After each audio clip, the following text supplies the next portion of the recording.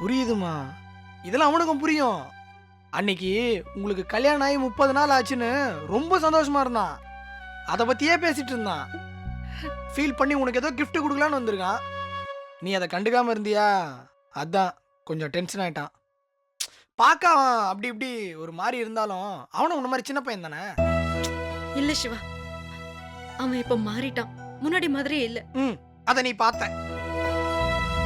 முன்னாடி நீ அவன் காதலி, இப்போ அவன் ஒய்ஃப். அந்த உரிமையில கொஞ்சம் சத்தமா பேசியிருப்பான். வைஃப்னா திட்டுவாங்களா?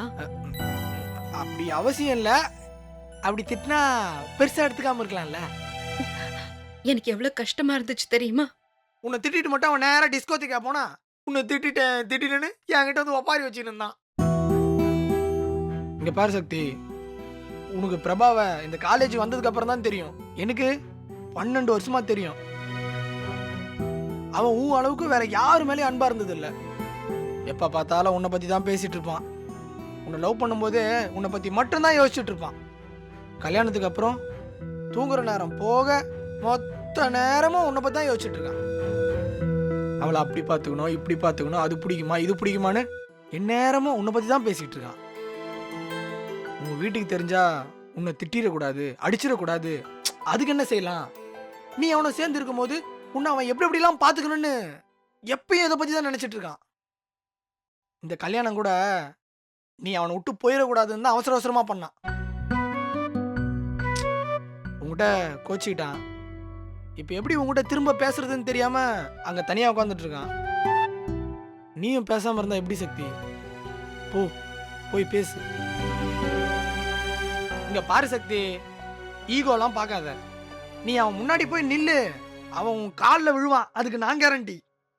ம் ம்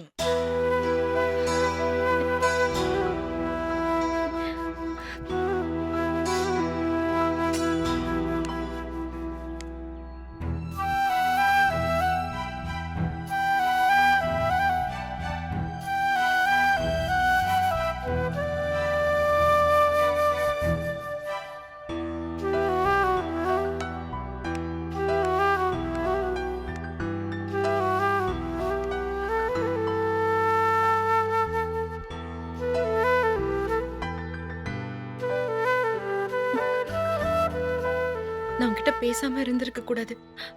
ஐம் சாரி சக்தி. நான் உன்னை திட்டிட்டேன். சாரி.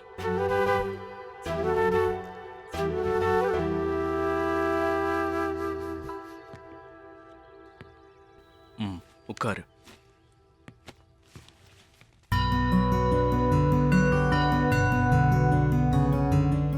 நான் அந்த கிஃப்டை பிரிச்சு பார்த்திருக்கணும். செல்ஃபிஷா என்ன பத்தி மட்டும் யோசிச்சேன். உன் சைடு யோசிக்கவே இல்லை.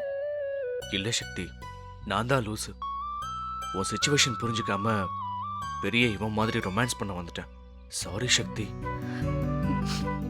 இல்ல, நீ சொன்னது சரிதான் பிரபா.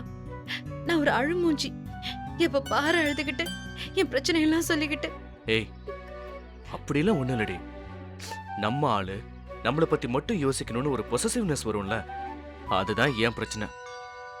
அப்படியெல்லாம் ஸ்விட்ச் போட்ட மாதிரி யாரும் யோசிக்க முடியாதுன்னு எனக்கு தெரியும். நீ உங்க வீட்டு மேல இவ்வளவு பாசம் வச்சிருந்தோம், என்ன நம்பி நீ கல்யாணம் பண்ணல, அத நான் யோசிக்கல பாரு.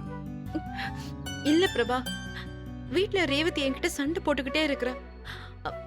அப்பாவுக்கும் அம்மாவுக்கும் அது புரியவே இல்லை. அவங்க என்கிட்ட இன்னும் பாசமா இருக்காங்க.